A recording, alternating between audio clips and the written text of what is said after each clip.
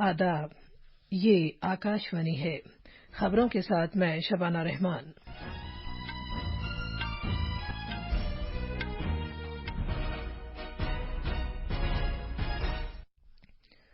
भारत और जापान के दरमियान 14वीं सालाना चोटी मीटिंग आज शाम नई दिल्ली में होगी। वजीर दाखिला अमित शाह ने अमन व कानून बरकरार रखने, जम्मू कश्मीर में दहशतगर्दों से निपटने और नक्सलियों के खात्मे में सीआरपीएफ के रोल की तारीफ की है। पंजाब में आम आदमी पार्टी के 10 असेंबली मेंबरों को शामिल करके नई काबीना ने अपनी जिम्मेदारी संभाल ली है। भारत ने अक़वाम मुत्तहिदा सलामती कौंसिल में जहरीले और जरासीमी हथियारों पर पाबंदी से मुतल्लिक़ कन्वेंशन पर मुकम्मल तौर पर अमल करने पर जोर दिया है। रूस की इस दरख्वास्त को रद्द कर दिया गया है कि अगले हफ्ते आलमी कप क्वालिफाइंग प्ले ऑफ से पहले उसकी फुटबॉल टीम पर आयद पाबंदी पर अमल न किया जाए।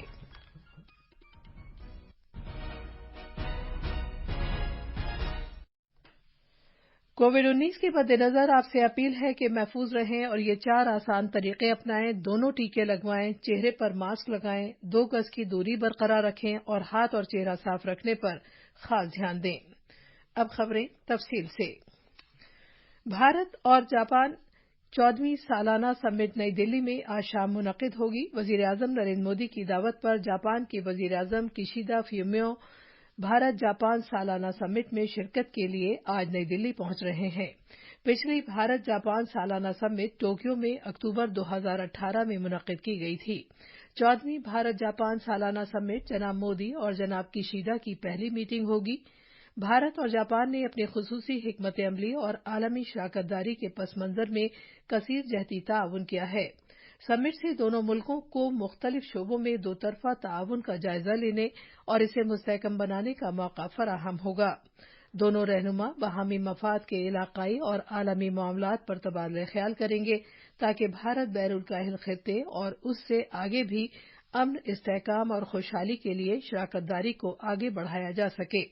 समिट का इनेकाद 2020 और 2021 में कोविड-19 आलमी वबा की वजह से नहीं हो सका था। मरकजी वजीर दाखिला अमित शाह ने कहा है कि दफा 370 खत्म किए जाने के बाद दहशतगर्दी पर फैसलाकुन अंदाज में काबू पाना मरकजी सरकार की सबसे बड़ी कामयाबी है।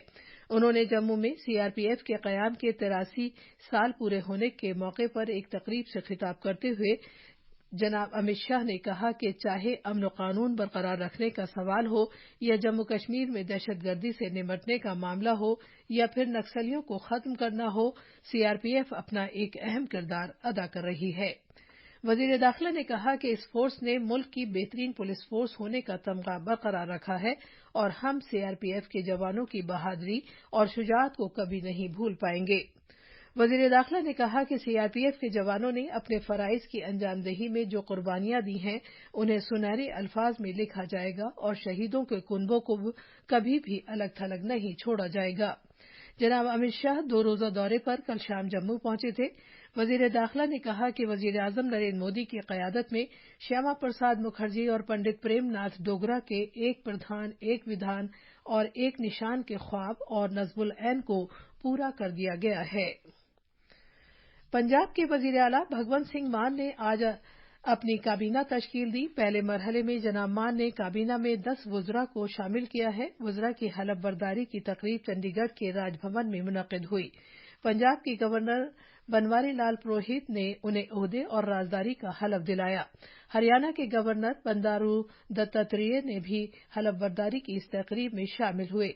जिन वज़रा ने आज हलफ लिया उनमें दिरबा से साबिक़ अपोजिशन लीडर हरपाल सिंह चीमा, मलोट से एमएलए डॉक्टर बलजीत कौर, जंदियाला से एमएलए हरभजन सिंह, मानसा से एमएलए विजय सिंह, बरनाला से एमएलए गुरमीत सिंह, श्री आनंदपुर साहिब से एमएलए हरजोत सिंह बैंस, बोहा से एमएलए लालचंद कटारूचक, अजनाला से एमएलए कुलदीप सिंह धालीवाल, पटीसी से एमएलए लालजीत सिंह भुल्लड़ और होशियारपुर से एमएलए ब्रह्म शंकर चिंपा शामिल हैं। इनमें हरपाल सिंह चीमा और गुरमीत सिंह को छोड़कर सभी नए चेहरे हैं। पार्टी ने सभी कम्युनिटीज और रियासत के मालवा, माझा और दोआबा खित्तों के माबैन तवाज़ुन बरकरार रखने की कोशिश की है। बीजेपी ने हर 2 साल में होने वाले राज्यसभा के चुनाव के लिए असम, हिमाचल प्रदेश, नागालैंड और त्रिपुरा से अपने उम्मीदवारों का ऐलान कर दिया है। पार्टी ने असम से पबित्रा मार्गारिटा को, हिमाचल प्रदेश से डॉक्टर सिकंदरा कुमार को, नागालैंड से फगनोन कोनयक को, जबकि त्रिपुरा से प्रोफेसर मानिक साहा को मैदान में उतारा है। हर 2 साल में एक बार होने वाले राज्यसभा इंतखाबात पंजाब की 5, केरला की 3, असम की 2 सीटों और हिमाचल प्रदेश, नागालैंड और त्रिपुरा की एक सीट के लिए इस महीने की 31 तारीख को मुनक्किद किए जाएंगे। पर्चे नामजदगी 21 मार्च तक दाखिल किए जा सकते हैं। 35वां सूरजकुंड बैनुल-अक़वामी दस्तकारी मेला आज शाम नई दिल्ली के नजदीक फरीदाबाद में शुरू हो रहा है, जो 4 अप्रैल तक जारी रहेगा। हरियाणा के गवर्नर बंडारू दत्तात्रेय और वजीर आला मनोहर लाल आज शाम इस मेले का इफ्तिताह करेंगे। कोविड-19 की वजह से ये मेला 2 साल के वक्फे के बाद मुनक्किद हो रहा है। हमारे नामानिगार ने खबर दी है कि मेले में मुल्क की दस्तकारियों, हथकरघे और सकाफती विरासत की कसरत और तनव्वुर को नुमायां किया जाएगा। कोविड-19 की रोकथाम के लिए मुल्क भर में जारी टीकाकारी मुहिम के तहत अब तक 181 करोड़ 4 लाख से ज्यादा टीके लगाए जा चुके हैं। सेहत की वजारत ने बताया है कि गुज़िश्ता 24 घंटों के दौरान 5,84,000 से ज्यादा टीके लगाए गए। ये खबरें आकाशवाणी से नशर की जा रही हैं। भारत ने अक़वाम मुत्तहिदा सलामती कौंसिल में जहरीले और जरासीमी हथियारों पर पाबंदी से मुताल्लिक़ कन्वेंशन BTWC पर पूरी तरह अमल करने पर जोर दिया है। भारत के नायब मुस्तकिल नुमाइंदे R. रविंद्रा ने सलामती कौंसिल की मीटिंग में कहा है कि इस कन्वेंशन पर मौसर और मुकम्मल तौर पर अमल किया जाना जरूरी है। इसी दौरान यूक्रेन के मौजूदा हालात पर तशवीश का इजहार करते हुए भारत ने रूस और यूक्रेन के दरमियान सिफारती बातचीत के ताज़ा तरीन दौर का खैर मकदम किया है।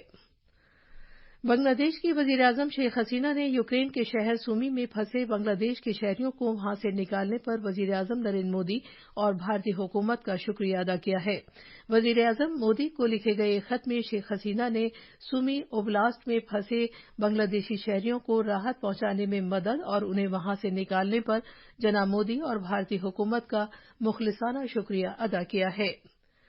जर्मन चांसलर ओलाफ शोल्स ने टेलीफोन पर रूस के सदर व्लादिमीर पुतिन से बात की और यूक्रेन में फौरी जंगबंदी पर जोर दिया।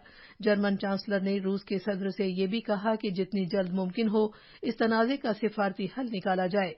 अलबत्ता क्रेमलिन ने बताया है कि जनाब पुतिन ने जनाब शोल्स से कहा है कि यूक्रेन हर मुमकिन तरीके पर गुफ्तगू के अमल में ताख़ीर पैदा करने की कोशिश कर रहा है और गैर हकीकत पसंदाना तजावीज़ पेश कर रहा है।